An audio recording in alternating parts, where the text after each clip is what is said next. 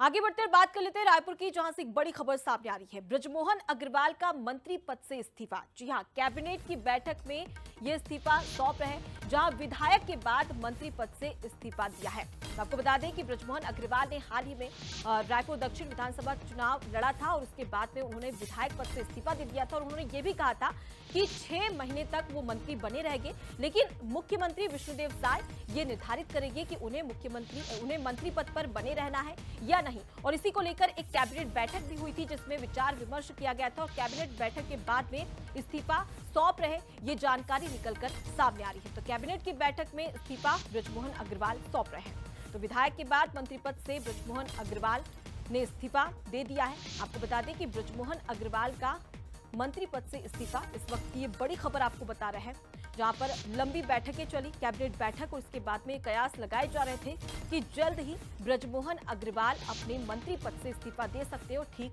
ऐसा ही हुआ, जहां कैबिनेट बैठक के बाद में उन्होंने कैबिनेट बैठक में ही अपना इस्तीफा सौंप दिया है। तो बात कर ले विधानसभा चुनाव की, तो रायपुर दक्षिण से इन्होंने विधानसभा चुनाव लड़ा, करीब 8 बार ये विधायक रहे और उसके बाद में इन्हें लोकसभा चुनाव में भी चुनावी मैदान में उतारा गया था। तो इसी खबर पर ज्यादा जानकारी ले लेते हैं। हमारे साथ में छत्तीसगढ़ स्टेट एडिटर आदित्य नामदेव जी जुड़ गए हैं। आदित्य जी, जो इस बात की कयास लगाई जा रही थी, ठीक वैसा ही हुआ। आखिरकार विधायक पद से इस्तीफा देने के बाद मंत्री पद से भी इस्तीफा दे दिया गया है।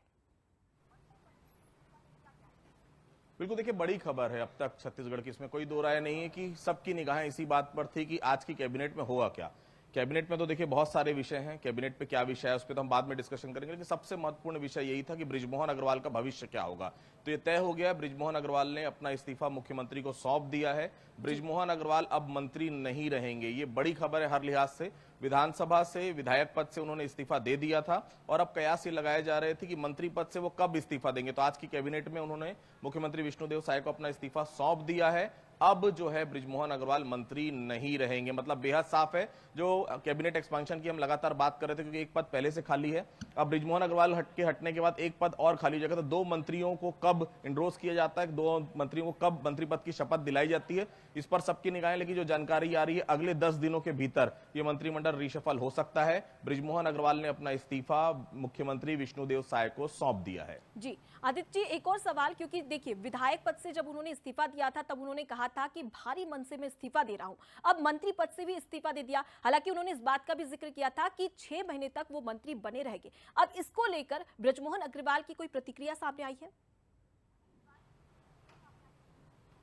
बिल्कुल, देखिए छत्तीसगढ़ की राजनीति नहीं, देश की राजनीति, भारतीय जनता पार्टी की राजनीति बहुत अलग चलती है। देखिए भारतीय जनता पार्टी में कोई व्यक्ति महत्वपूर्ण नहीं होता, देखिए पार्टी महत्वपूर्ण होती है। अब देखिए जब विधानसभा से उन्होंने इस्तीफा दे दिया विधायक पद से, तो फिर मंत्री बने रहने का कोई औचित्य है भी नहीं। हालांकि मुख्यमंत्री का विशेषाधिकार रहता है, आप 6 महीने तक रख सकते हैं, लेकिन ऐसी क्या परिस्थिति है कि उनको रखना पड़े। क्योंकि देखिए अब 22 तारीख से सत्र शुरू हो रहा है, माफ कीजिएगा 22 तारीख को सबको रवाना होना है, उसके बाद सत्र शुरू हो रहा है लोकसभा का।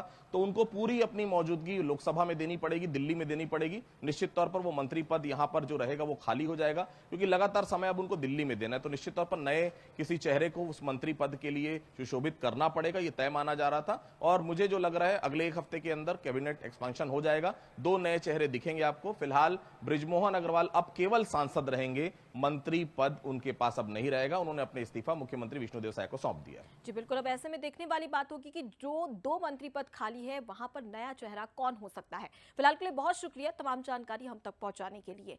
तो देखिए बृजमोहन अग्रवाल ने अब इस्तीफा दे दिया। अब ऐसे में देखने वाली बात होगी कि मंत्री पद कौन संभालते हुए नजर आता है और किस प्रकार से अब छत्तीसगढ़ में विकास की बात जो कही जा रही थी उसे यहां पर आयाम भी दिया जाता है। फिलहाल